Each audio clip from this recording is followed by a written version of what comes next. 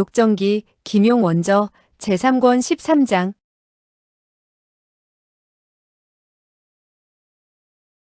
13. 착한 조카 위소보. 위소보는 방에서 나올 때 다리에 힘이 빠져 그만 털썩 주저앉고 말았다. 이번에는 그야말로 뒤로 벌렁 넘어져 엉덩방아를 땅바닥에 찍게 되었다. 손을 뻗쳐 몇 번 힘을 준 후에야 겨우 몸을 일으킬 수 있었다. 그런데 땅바닥에 세 사람은 이미 죽어 있었으나 하나도 아는 사람이 없어서 물었다. 도고모, 그대가 나의 목숨을 구해준 것인가요? 도궁아는 웃으며 물었다. 그대는 도대체 나를 누님이라고 부르는 거야? 아니면 고모라고 부르는 거야? 아래 위 없이 마구잡이로 부르면 어떻게 해? 위소보는 웃었다. 그대는 고모예요, 도고모예요. 도궁아는 미소했다. 이후 그대 혼자서 길을 갈 때는 음식에 조심을 하도록 해.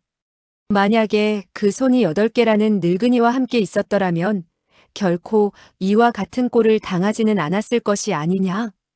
위소보는 물었다. 어젯밤 저는 몽혼약에 당했나요?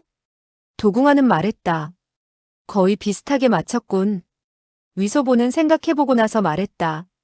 아마도 10중 8구 찬물 속에 어떤 이상한 점이 있었던가 보죠? 마실 때 약간 시큼하면서도 달콤한 맛이 있었답니다. 그리고 속으로 생각했다. 내 스스로 한 봉지의 몽혼약을 가지고 있으면서도 남의 몽혼약을 먹다니 제기랄. 이번에 몽혼약을 맛보지 않았더라면 그 맛이 시큼하고 달콤한 것인 줄 누가 알았겠는가? 그리고 그는 물었다. 이곳은 흑점인가요? 도궁아는 말했다. 이 객점은 본래 정상적인 객점이야. 그런데 그대가 머물게 된 후 흑점으로 변하게 되었지. 위소보는 여전히 머리가 빠개지는 듯 아픈 것을 느끼고 손으로 이마를 누르며 말했다.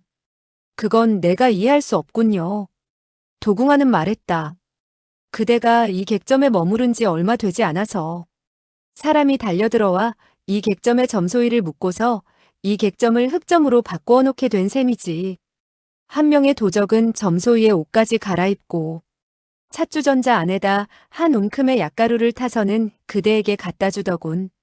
나는 그대가 한참 옷을 바꾸어 입고 있었기 때문에 옷을 갈아입은 이후 다시 경고를 해주려고 생각했는데 뜻밖에도 그대는 옷을 벗고 그냥 몸을 씻지 않겠어.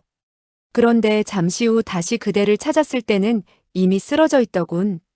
아마도 찬물을 미리 마셨던가 봐. 다행히 몽혼약에 지나지 않았기에 망정이지 독약이었다면 큰일 날 뻔했어. 위소보는 그만 얼굴을 새빨갛게 붉히고 말았다. 어젯밤 자신의 몸을 닦으면서 만약 방이가 자기의 마누라가 되어 꼭 껴안는다면 그것은 무슨 맛일까 하고 생각했기 때문이다. 그 당시 그런 생각을 하느라 그만 마음이 설레어 못된 짓도 하였던 것이다. 도궁아는 나이가 적지 않지만 역시 여자가 아닌가. 창문을 통하여 그와 같은 추악한 꼴을 대하게 되었을 때 자연 눈여겨보았으리라. 도궁아는 말했다. 어제 나는 그대와 헤어진 후 궁 안으로 되돌아가게 되었는데 안팎이 조용하여 아무 일이 없었고 결코 태후의 초상을 치르는 짓 따위는 보이지 않더군. 나는 매우 이상하게 생각했지. 그리고 총총히 옷차림을 바꾸고는 잔영궁 밖으로 가 살피게 되었는데 모든 것이 평상시 그대로였어. 원래 태우는 죽지 않았더군. 이렇게 되자 크게 잘못되었다고 생각했지. 나는 본래 태우가 죽었다면 우리 두 사람은 여전히 천궁에 머물러도 상관없으리라고 판단했거든. 어젯밤 그 한 칼로 그녀를 찔러 죽이지 못하였으니 이제는 즉시 궁에서 떠나야겠으며 또한 그대에게 통지하여 그대가 이후라도 함부로 궁 안으로 들어와 죽음을 자초하는 일이 없도록 해야겠다고 생각했지. 위소보는 일부러 놀랐다는 표정을 짓고는 큰 소리로 말했다. 아, 원래 그 늙은 갈보가 죽지 않았군요. 그것 참 야단났군요. 그리고 속으로 약간 미안한 감을 느꼈다. 어제 총망 중에 들먹이는 것을 그만 잊었군. 나는 당신이 벌써 알고 계신 줄 알았소이다. 도궁아는 설명했다. 내가 막 몸을 돌리려 할 때 3명의 시위가 잔영궁 안에서 걸어 나오는데 그들의 행동이 수상쩍어서 아무래도 10중 8구. 태우가 그들을 보내 나를 잡으려 하는 것이 아닌가 생각했지. 그런데 그들은 내가 머물고 있는 곳으로 찾아가는 것이 아니었어. 그 당시 나는 그들을 아랑곳할 여가가 없었지. 나의 거처로 되돌아가서는 짐을 챙기고 다시 변장을 한 이후 주방 옆문으로 해서 궁 안을 빠져나왔지. 위소보는 미소했다. 그래서 고모님은 주방의 소랍으로 변장을 했군요. 주방에서 일하는 소랍들은 허드렛 일을 가장 많이 하는 편에 속하는 사람들이었다. 나무를 떼거나 연탄을 나르거나 닭을 잡거나 채소를 씻고 불을 피우는가 하면 소를 씻는 일 등등의 허드렛 일을 모조리 소랍이 해치워야 했다. 그래서 이러한 사람들이 주방을 들락거리는 데 대해서 유의하는 사람은 별로 없었다. 도궁아는 말했다. 나는 궁에서 벗어나자마자 3명의 시위가 이미 옷차림을 바꿔 입은 것을 발견하게 되었고 제각기 등에 보찜을 지고 말을 끌고 있는 것으로 보아 먼 길을 떠난다는 사실을 알게 되었지. 위소보느나 하고 탄성을 발했다. 그리고는 왼발을 뻗쳐 항구의 시체를 차고는 말했다. 바로 이 세 구의 시체가 흑점을 연 친구들이었군요. 도궁아는 미소했다. 그 점에 있어서는 이 세 친구에게 고마워해야 할걸. 만약 그들이 안내를 해주지 않았더라면 내가 어찌 그대를 찾아냈겠어. 그리고 누가 그대가 가다가 길을 돌아서 서쪽으로 향하게 되었으리라는 것을 짐작이나 했겠어. 이들은 성을 나가자 서쪽으로 달리면서 연신 수소문을 하더군. 18살의 소년이 홀몸으로 길을 가는 것을 보지 못했느냐고 묻는 것이었는데 아니나 다를까 태우의 명을 받아 그대를 잡으려고 하는 것이 틀림없다고 판단했지. 그리고 해질 무렵 그들이 이곳까지 알아내었을 때 나도 이곳까지 따라오게 되었지. 위소보는 무척 고마워서 말했다. 만약 고모님이 구해주시지 않았더라면 지금쯤은 염라대왕께서 묻는 말에도 대답하지 못했을 것입니다. 그가 위소보, 너는 어떻게 해서 죽었느냐? 하고 묻는다면 저로서는 대왕에게 알립니다. 그저 멍청하게 나도 모르는 사이에 죽음을 당했습니다. 하고 대답할 수밖에 더 있겠습니까? 도궁아는 깊은 궁궐 속에서 수십 년이나 살았기 때문에 평소에는 남과 말을 주고받는 때가 지극히 적었다. 그런데 이제 위소보의 재미있는 말을 듣게 되자 웃으면서 입을 열었다. 그대는 정말 말솜씨가 좋구나. 그렇게 된다면 염라대왕은 반드시 다음과 같이 말하겠지. 끌고 가서 때려주어라. 위소보는 웃었다. 물론 그렇겠지요. 염라대왕께서는 수염을 곤두세우며 호통을 내지르겠지요. 살아서 멍청하고 아리송하게 산 것은 고사하고 죽는 것도 멍청하게 죽어. 이곳에 만약 멍청한 귀신들만 모여들게 된다면 나는 그야말로 멍청한 염라대왕이 되지 않겠느냐? 두 사람은 깔깔 소리내어 웃었다. 위소보는 물었다. 고모님, 그 이후에 어떻게 되었습니까? 도궁아는 말했다. 나는 그들이 부엌 쪽에서 나직이 상의하는 목소리를 들을 수 있었지. 한 사람이 말하더군. 태우께서 지시를 내렸네. 저 꼬마 녀석을 사로잡는 것이 가장 좋아. 그렇지 않을 때는 한 칼에 죽이 돼 그가 몸에 지니고 있는 물건은 모조리 가져가서 태우에게 바쳐야 하며 한 가지도 없어져서는 안 되네. 그러자 다른 한 사람이 말을 잇더군. 저 꼬마 녀석이 간이 크게 시리 태우께서 매일같이 읽는 불경을 훔치다니 정말 살기가 싫어진 게로군. 태우께서 그렇게 화를 내시는 것도 무리는 아니야. 태우께서는 가장 요긴한 것은 바로 그 몇 권의 불경이라고 분부하셨어. 그런데 소영제, 그대는 정말 태우의 불경을 가졌나? 그대 총타주께서 그대 보고 가지라고 한 것이겠지? 그리고 눈을 똑바로 뜨고는 눈 한 번 깜빡이지 않고 위소보를 응시했다. 위소보는 갑자기 알아차릴 수 있었다. 그렇군. 그녀가 태우 방에서 찾던 것도 바로 그 42장경이었구나. 그러나 얼굴에는 아무것도 모르겠다는 표정을 지으며 말했다. 불경이라니요? 무슨 불경 말입니까? 우리 총타주께서는 부처님을 모시지 않습니다. 그리고 한 번도 그가 불경 읽는 것을 본 적이 없습니다. 도궁하는 무공이 고강했지만 어릴 적부터 궁궐 안에서만 살아왔기 때문에 세상 일에 대해서 아는 것이 지극히 적었다. 두 사람은 똑같이 황궁에 있었으나 위소보는 매일같이 황제, 태후, 왕공, 대신, 시위, 태감 등과 얼굴을 마주 대해야 했고 시시각각 음모와 권모술수 사이에서 구르며 눈치에 있어서는 따를 자가 없을 정도가 되었다. 온몸이 그야말로 칼날을 번뜩일 정도라고 할 수 있었다. 그 반면 도궁하는 그저 두 명의 노궁녀와 짝을 지어 살아왔으며 1년 동안 수십 마디의 말을 하기조차 어려웠고 그 밖에 다른 사람과는 만난 적이 없는 처지였다. 따라서 두 사람의 기지와 교활함의 차이는 무공의 차이보다 더 심한 편이었다. 그녀는 위소보가 천진난만한 것을 보고 속으로 생각했다. 내가 방금 그의 목숨을 구해주었으니 그는 마음속으로 나에게 고마워하는 마음이 이를 데 없이 클 것이다. 그러한 처지이니 어린애인 그가 또 어찌 거짓말을 할 수 있겠는가. 더군다나 나는 친히 그의 보따리를 뒤져보지 않았는가. 이와 같은 생각을 하면서 그녀는 고개를 끄덕였다. 나는 그들이 그대의 보따리를 풀어 헤치고 자세히 조사하는 것을 보았지.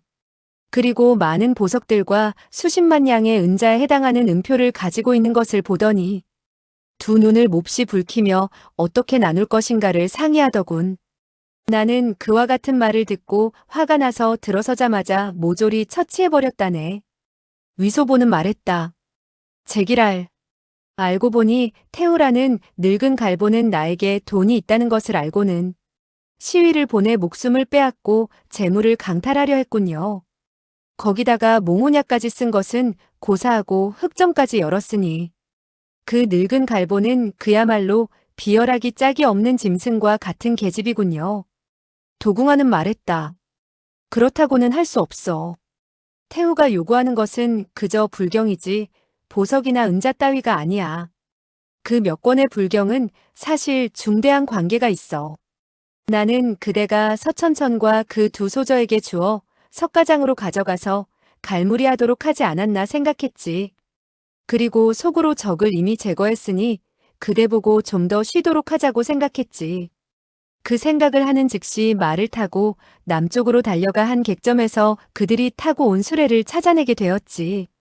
본래 살그머니 조사를 해보려고 했던 것인데 그 팔비원후라는 분은 정말 기민하기 짝이 없더군. 그리하여 부득이 재차 손을 쓰게 되었지. 위소보는 물었다. 그는 고모님의 적수가 되지 않았군요. 도궁하는 말했다. 나는 본래 그대들 천지회에 죄를 지으려고 하지 않았지만 어쩔 수가 없어서 그를 쓰러뜨린 후 미안하다는 말을 하고 화를 내지 말라고 빌었지. 소영제, 다음에 그대가 그를 만나게 되거든 다시 몇 마디 말을 전해줘. 사실 나는 어쩔 수 없었다고 말이야. 그리고 나는 그들 세 사람의 보따리를 다시 한번 조사해 보았고 그 수레도 뜯어서 살폈지만 아무것도 찾아낼 수 없었어.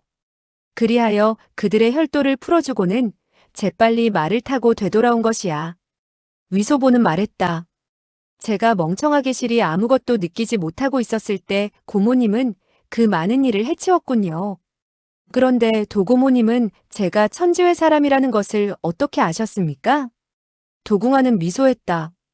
내가 그대들을 위해 반나절이나 수레를 몰았는데 그대들이 주고받는 말을 못 들었겠어? 그대는 어린 나이에 청목당의 향주가 되었다니 정말 대단해. 향주라면 천지회에서도 꽤 큰 직분이겠지? 위소보는 매우 득이에 차 웃으며 말했다. 작지 않다고 할 수 있죠. 도궁하는 잠시 생각해보더니 물었다.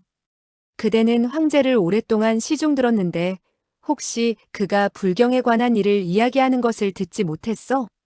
위소보는 말했다. 들은 적이 있지요. 태후와 황상께서는 그 빌어먹을 불경인가 하는 것을 매우 중시하는 것 같았어요. 기실 그런 불경을 어디에다 쓰겠어요? 태후께서는 심보가 그렇게 악독한데 설사 매일같이 1만 번 아미타불 하고 불러보았자 보살께서는 그녀를 돌보지 않으실 거예요. 도궁하는 그의 말이 미처 끝나기도 전에 재빨리 물었다. 그들이 뭐라고 했지? 위소보는 말했다. 황상께서는 저를 세객도 대인에게 딸려보내 오배의 집으로 가서 가산을 몰수하게 했지요. 그 당시 저에게 반드시 두 권의 무슨 경인가 또 이자와 십자가 있는 것 같은 불경을 찾아내야 한다고 했지요. 도궁하는 얼굴에 매우 흥분된 빛을 띠고 말했다. 맞았어, 맞았어. 42장경이야. 그대는 찾아냈어? 위소보는 말했다. 저는 글자를 모르는 무식한 놈이라 뭐가 42장경이고 53장경인지 알 수가 있어야죠. 후에 색대인이 찾아냈길래 제가 가지고 가서 태우에게 갖다 드렸습니다. 그녀는 무척 좋아하더군요. 그리고 저에게 많은 사탕과 떡 같은 음식을 내리셨지요. 제기랄, 늙은 갈보는 정말 치사하더군요. 금이나 은을 주지 않고 저를 어린애 다루듯 사탕이나 밀전 나부랭이들만 주지 않겠어요? 진작 그녀가 그렇게 나쁜 사람인 줄 알았더라면 나는 그 두 권의 불경을 주방 아궁이 속에다가 집어던져 불쏘시개로 삼아서는 도궁하는 재빨리 말했다. 태워서는 안 돼. 태워서는 안 돼. 위소보는 웃었다. 저 역시 태워서는 안 된다는 것을 알고 있습니다. 황상께서 색대인에게 묻는다면 들통이 나게 될 것이 아니겠습니까? 도궁하는 생각해보더니 말했다. 그렇다면 태우의 손에는 적어도 두 권의 42장경이 있었겠군. 위소보는 말했다. 아마도 네 권은 될 겁니다. 도궁하는 되물었다. 네 권이라고? 그대가 어떻게 알지? 위소보는 말했다. 전날 밤 내가 태후의 침대 아래 몸을 숨기고 있을 때 그녀가 그 궁녀 차림을 한 남자와 하는 이야기를 엿들었죠. 그녀는 본래 한 권이 있었고 오배의 집에서 두 권을 몰수했으며 다시 그녀는 어전시위 부총관인 서동을 시켜 무슨 기주인가 하는 집에서 다시 한 권을 탈취했다고 들었습니다. 도궁하는 말했다. 맞아. 바로 상남기 기주의 집에서 탈취한 것이지. 그렇다면 그녀의 손안에는 모두 네 권이 있겠군. 어쩌면 5권이나 6권이 있을지도 모르겠구나. 그리고 그녀는 몸을 일으키더니 몇 번 서성거리다가 말했다. 그 불경은 매우 중요해. 소영제, 나는 그대가 정말 나를 도와주기를 바래. 그리하여 태우가 갖고 있는 42장경을 훔쳐내 주었으면 하고 바라는 거야. 위소보는 생각해보고 나서 말했다. 늙은 갈보의 상처가 심하다면 끝내 살아남지 못하게 될 것입니다. 따라서 그 몇 권의 불경은 아마도 관 안에까지 가지고 가게 될 것입니다. 도궁하는 말했다. 그럴 리가 없어. 결코 그럴 리는 없어. 내가 걱정하는 것은 신룡교 교주의 수단이 한 수 높아 먼저 가로채는 거야.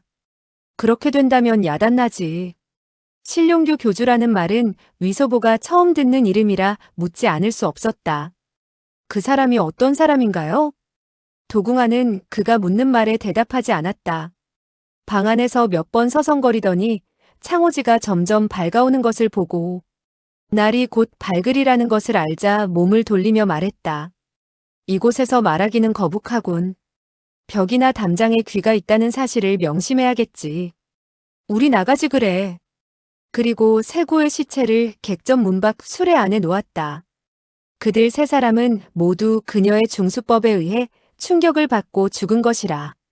피를 흘리지 않은 상태여서 매우 깨끗했다. 도궁하는 말했다. 객점 주인과 그대의 마부는 모두 그들에게 묶여 있었거든.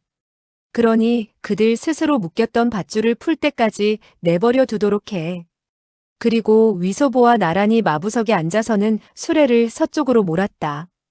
약 7, 8마장 나가게 되자 날이 훤히 밝았다.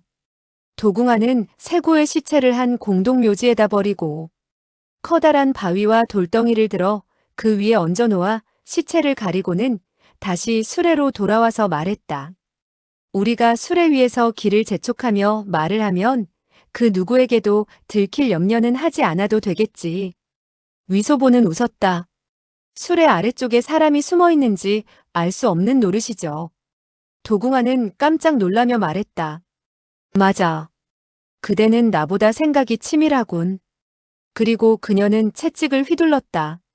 말채찍이 몇 번 휘어지면서 싹 하는 소리를 내며 술의 밑을 후려치게 되었다. 그녀는 잇따라 3번이나 후려치고는 확실히 사람이 없다는 것을 확인한 후 웃으며 말했다. 이 강호에서 사람을 경계하는 행동에 대해서 나는 전혀 요령을 모르는 편일세. 위소보는 말했다. 그 점에 있어서는 제가 더욱 요령을 모릅니다. 도고모님은 어찌되었든 저보다 나은 편입니다. 그렇지 않다면 어젯밤 저를 구하지 못했을 것이니까요. 이때 커다란 수레는 큰 길을 따라 나가고 있었고 사방은 조용했다. 도궁아는 천천히 입을 열었다.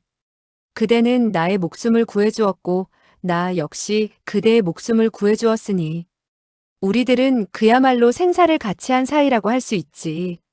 소영제, 나이를 따진다면 내가 그대의 어머니 노릇도 할 수 있을 것이다.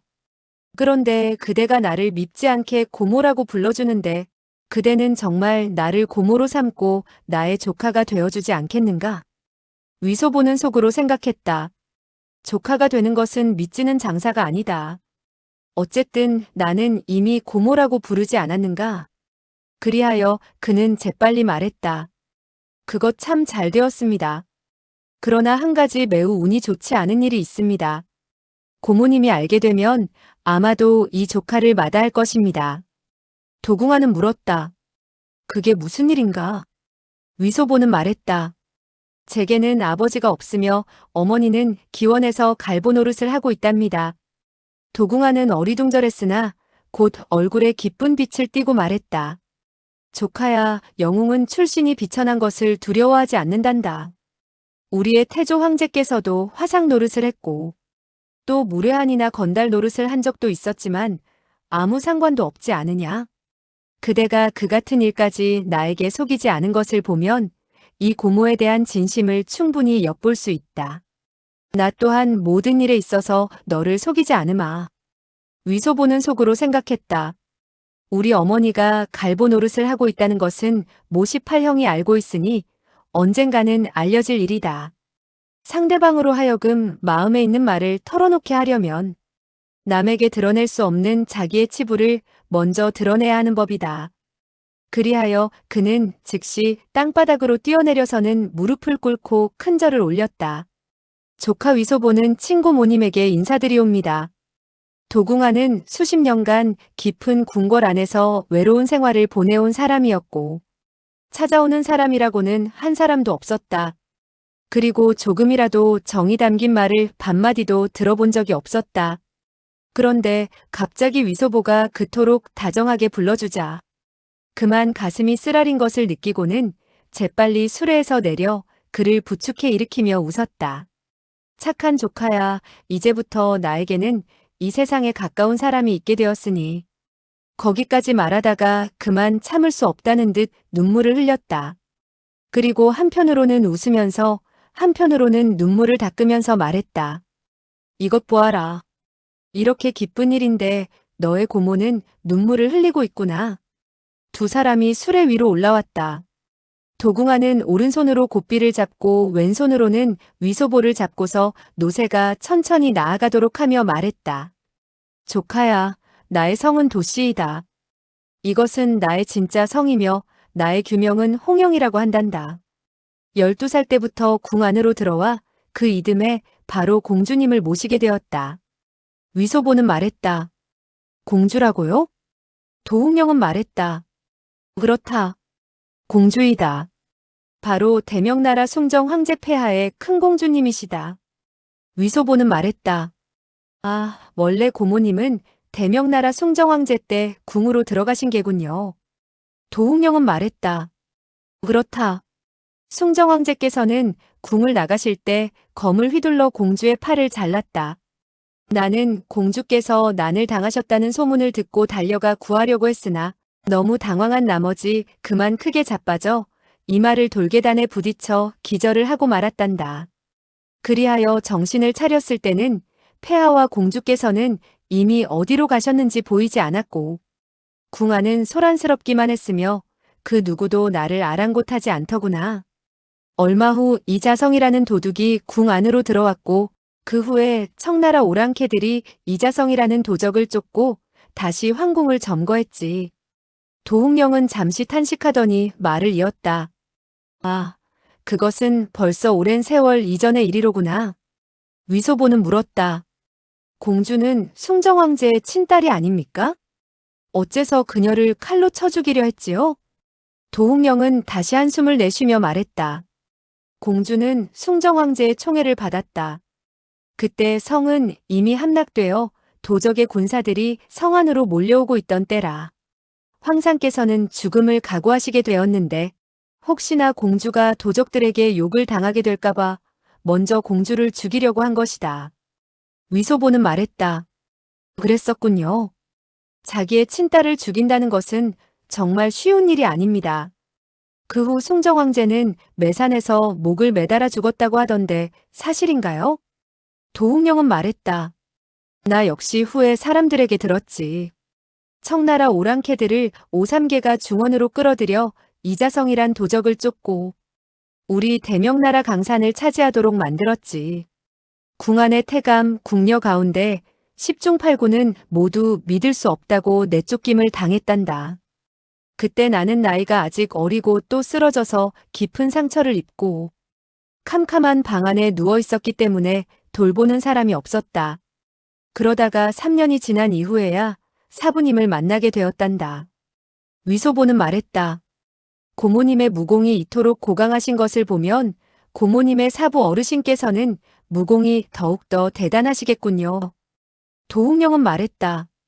우리 사부님은 천하에는 무공에 능한 자가 무척 많다고 하셨지. 따라서 우리 무공은 별것이 아니라고 했단다. 우리 사부님으로 말하면 사조부의 명을 받아 궁 안으로 들어와 궁녀가 되신 몸이라고 하셨다. 그리고 그녀는 채찍을 들어 허공을 쳐 철썩 소리를 낸 후 계속해서 말했다. 우리 사부님이 궁 안으로 들어오게 된 목적은 바로 그 8권의 42장경에 있단다. 위소보는 물었다. 모두 8권이나 된다고요? 도웅령은 말했다. 모두 8권이지. 만주 사람들은 8기로 나누어져 있지 않느냐. 황백 홍남으로 나누어지는데 여기서도 정사기와 양사기로 나누어진단다. 그리고 매 일기의 기주 아래 각기 한 권씩 있었으니 모두 8권이 된단다. 위소보는 말했다. 그렇군요. 제가 5배의 가산을 몰수할 때 2권의 책 겉장의 빛깔이 달랐습니다.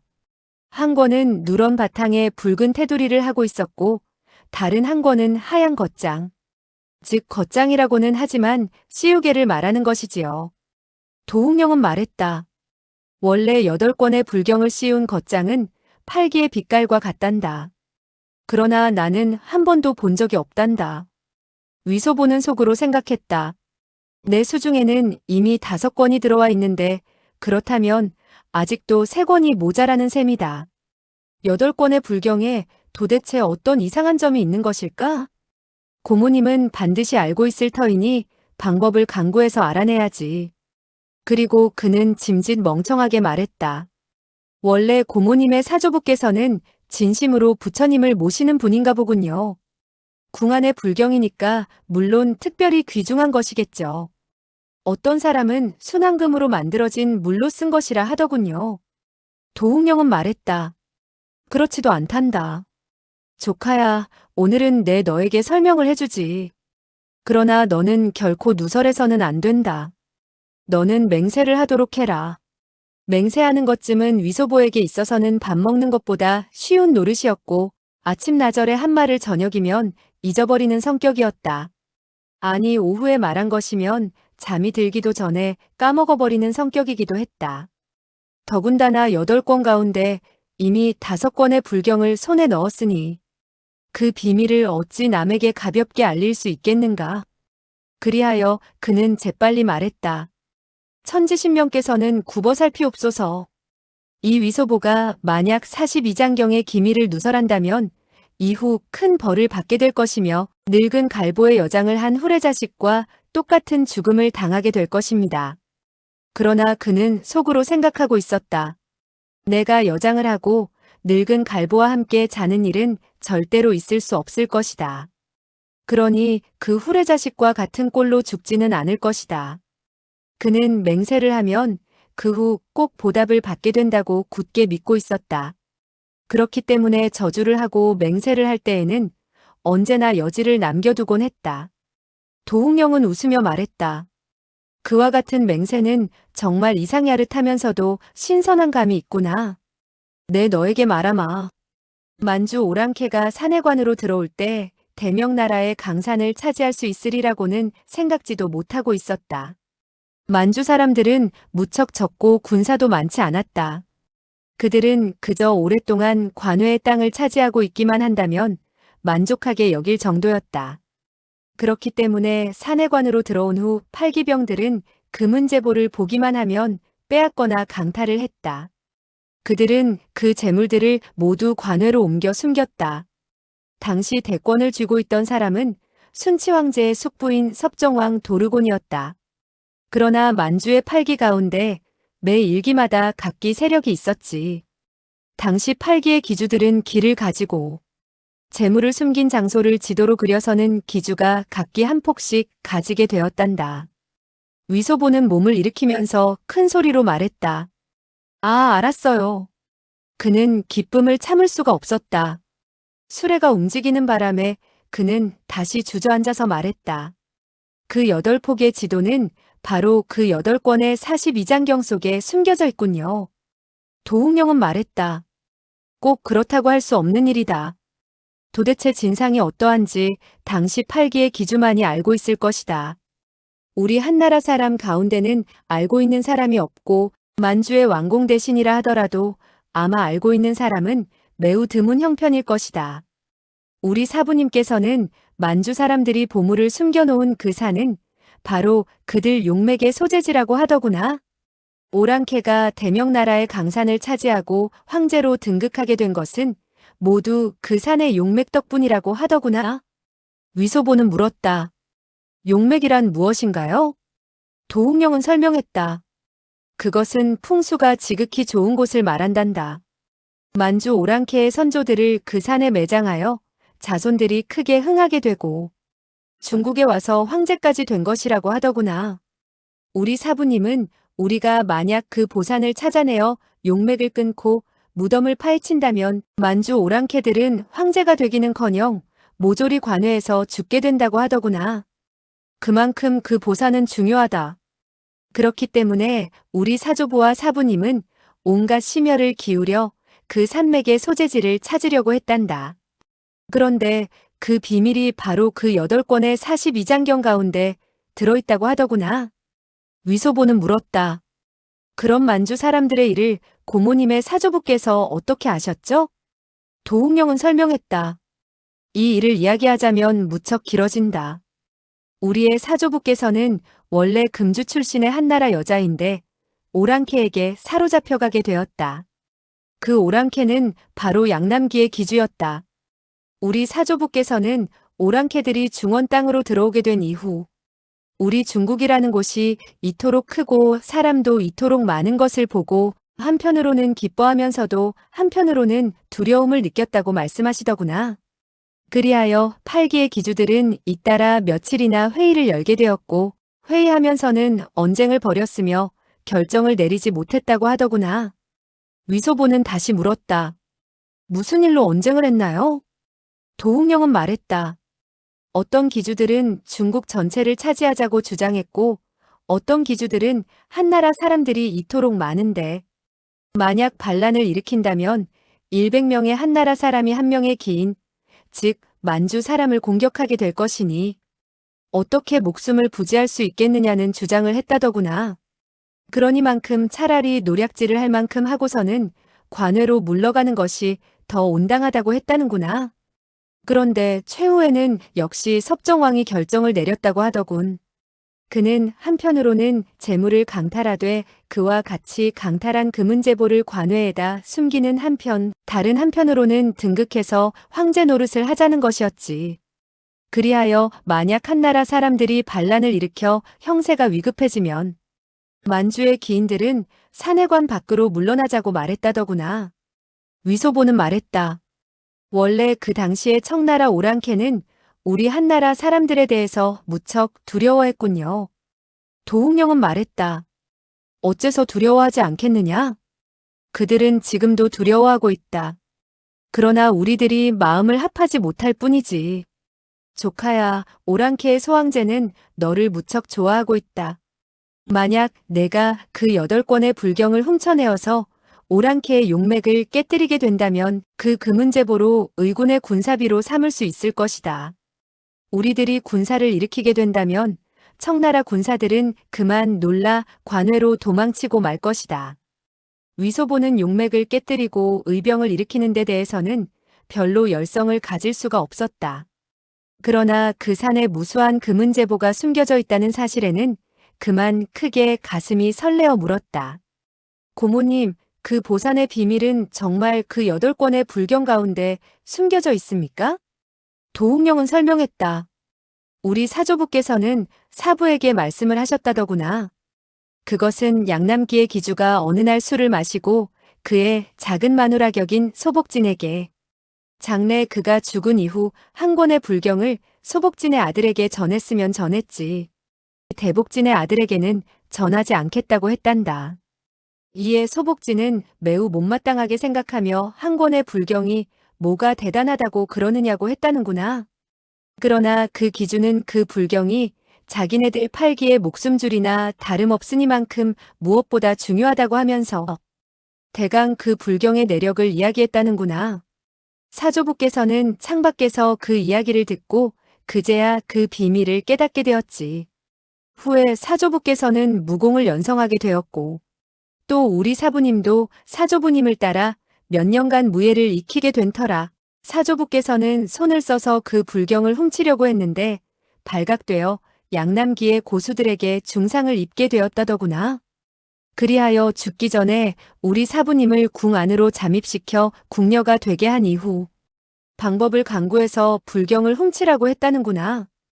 양남기 기주 곁에는 무공 고수가 많으니만큼 궁 안으로 들어가 불경을 훔치는 것은 쉽게 이룰 수 없는 일이라고 생각했던 게지. 그런데 사부님께서 궁 안으로 들어오신 지 얼마 안 되어 경비가 너무나 삼엄하다는 사실을 발견하게 되었고 궁녀는 함부로 나다닐 수도 없는 형편이라 불경을 훔친다는 것은 그야말로 더 어렵다는 사실을 알게 되었다더구나. 사부님은 나에게 모든 이야기를 다 하셨고 나중에 내가 대명공주의 이야기를 하고 옛 주인에 대한 정을 저버리지 않을 것을 보고 바로 나를 제자로 거두어 주셨지. 위소보는 말했다.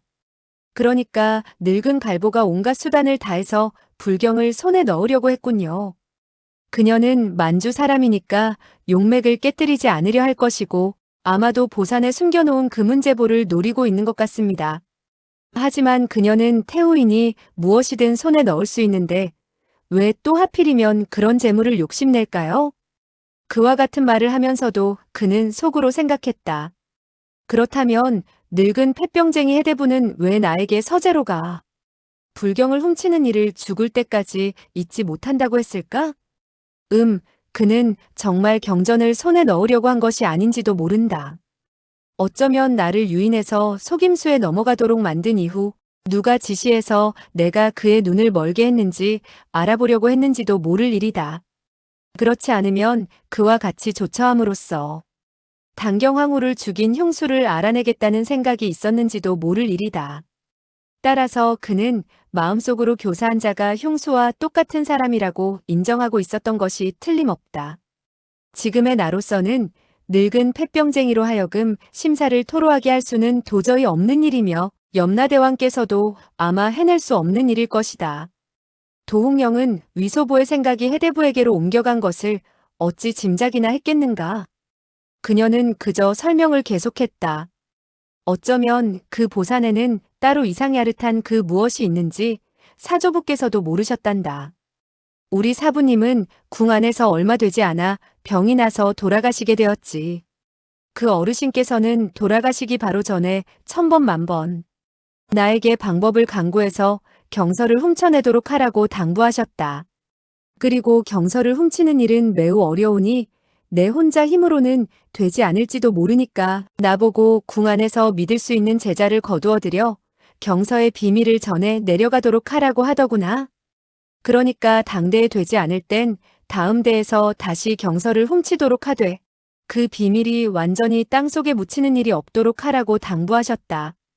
위소보는 말했다. 그렇지요. 그와 같은 큰 비밀이 만약 실전된다면 그 많은 금은제보는 너무나 애석한 노릇이 됩니다. 도홍령은 말했다. 그 금은제보는 별 상관없다. 다만 만주 오랑캐로 하여금 대대로 우리 한나라 사람들의 강산을 차지하도록 내버려 둔다는 것은 그야말로 가장 한스러운 일이 될 것이다. 위소보는 말했다. 고모님의 말씀이 맞습니다. 그러나 그는 속으로 생각했다. 만약 그 수천 수만에 이르는 금은제보를 꺼내서 크게 한번 써먹지 못한다면 그것이야말로 가장 한스러운 일이 될 것이다. 그는 나이가 어렸기 때문에 만주의 군사들이 한나라 백성을 도살한 참담한 사실을 그저 어른들의 입으로 들었을 뿐 친히 구경한 것은 아니었다. 그리고 궁 안에서 생활해오는 동안 만주 사람이라면 그저 태우 한 사람을 가증스럽게 여기게 되었을 뿐 다른 사람은 별로 미워할 수 없었다. 해대부는 물론 음모를 꾸미고 그를 해치려 했으나 역시 자기가 해대부를 많이 해쳤지 해대부가 자기를 해친 일은 적었기 때문이었다. 그리고 나머지 황제 이하 모든 사람들이 그에게 잘 대해주었기 때문에 그는 만주 사람들이 얼마나 흉악하고 포악한지를 느낄 수가 없었다. 물론 그도 잘 알고 있었다. 자기가 만약 황제의 총애를 받는 몸이 아니라면 그 만주의 황친국척이나 왕공 대신들이 결코 그에게 친절하게 굴 리가 없으며 또 그토록 그를 받들지 않으리라는 것도 알고 있었다. 그러나 역시 그는 자기에게 대하는 사람들이 대체로 부드러운 사람이 많고 흉폭한 사람이 적었기 때문에 종족의 원한이나 나라의 한에 대해서는 무척 등한시하고 있는 것이 사실이었다. 도홍령은 위소보의 그런 생각을 알 턱이 없었다. 궁 안에서 이 몇 년 동안 살아왔지만 나 역시 제자를 거두어들이지 못했다. 나는 물론 많은 궁녀를 만나볼 수 있었지만 만나는 족족 우둔하고 멍청하지 않으면 그저 요염한 기운이나 풍기고 매일같이 어떻게 하면 황제의 총애를 받아 궁녀에서 비빈이 되는가 하는 꿈을 꾸는 계집애들밖에 없었다. 그러니 이와 같은 커다란 비밀을 내 어찌 그와 같은 사람들에게 말할 수 있겠느냐? 그래서 이 몇 년 동안 나는 근심을 했지. 이와 같이 지체하다가는 불경이 있는 곳조차 단서도 전혀 얻지 못할 뿐 아니라 훌륭한 제자까지도 한 명 거두어들일 수 없을 것이 아닌가 하는 생각이 들었다.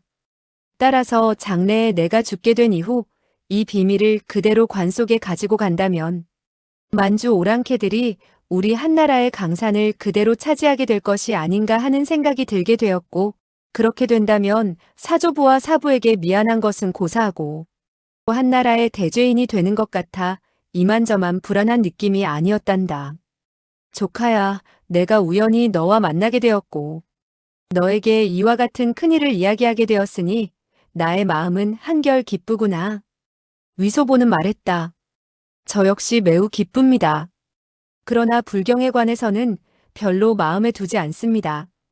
도홍령은 물었다. 그렇다면 너는 어째서 기뻐하느냐? 위소보는 말했다. 제게 정다운 사람은 없었습니다. 어머니도 그렇고 사부님도 좀처럼 만나 뵙기 힘듭니다. 이제 친고모님 같은 훌륭한 친척을 만나게 되었으니 자연 기쁘기 짝이 없지요.